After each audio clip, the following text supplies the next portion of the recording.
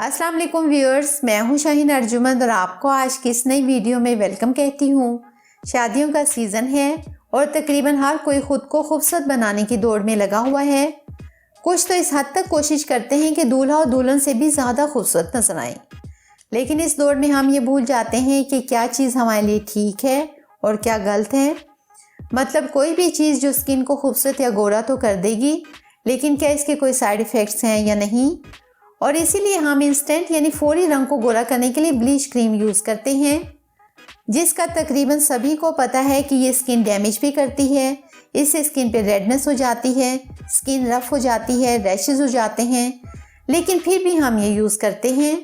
لیکن اگر ہمیں صرف یہ پتہ چل جائے کہ کون سی بلیچ کریم کے سکن کے لیے نقصانات ہیں اور کون سی کے نہیں، تو کافی حد تک خوبصورتی کی دوڑ میں جیتا بھی جا سکتا ہے، اور وہ بھی بغیر نقصان کے۔ تو آج میں آپ کو یہ بتا دوں گی کہ سب سے اچھی اور مناسب قیمت میں بلیچ کریم کون سی ہے اور سب سے زیادہ سکن کو ڈیمیج کرنے والی کون سی ہے۔ پہلا اصول تو یہ ہونا چاہیے کہ لوکل 10 روپے یا 20 روپے والی کریم تو بالکل بھی یوز نہ کریں، کیونکہ یہ بلیچ کریم کی بجائے تیزاب کریم زیادہ ہوتی ہیں، جو کہ آپ کی سکن کا بیڑا غرق کر دیتی ہیں۔ دوسرا اصول یہ کہ کوئی سی بھی اچھی بلیچ کریم جو بھی آپ یوز کرتی ہیں، تو ایک بار یوز کرنے کے بعد کم از کم 1.5 سے 2 ماہ تک دوبارہ یوز نہ کریں، کیونکہ سکن کی لیئر کا سرکل ہوتا ہے جو کہ 45 ڈیز کے بعد چینج ہوتا ہے، تو کم از کم 45 ڈیز تو بالکل بھی یوز نہ کریں۔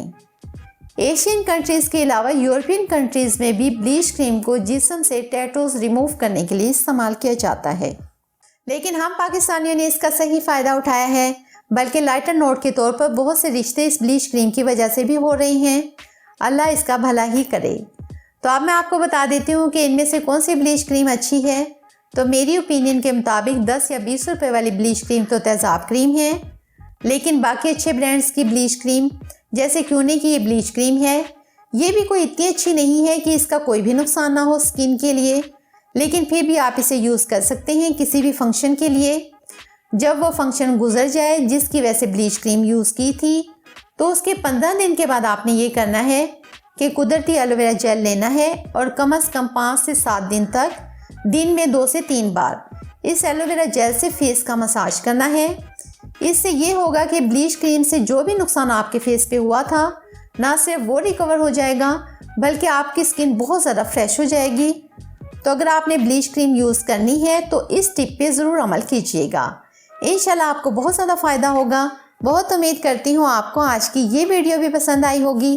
اگر ایسا ہے تو ویڈیو کو لائک کر دیں، چینل کو سبسکرائب کر لیں، ساتھ میں بیل آئیکن کو ضرور ہٹ کر لیں تاکہ میری تمام ویڈیوز کا نوٹیفیکیشن آپ کو سب سے پہلے مل سکے۔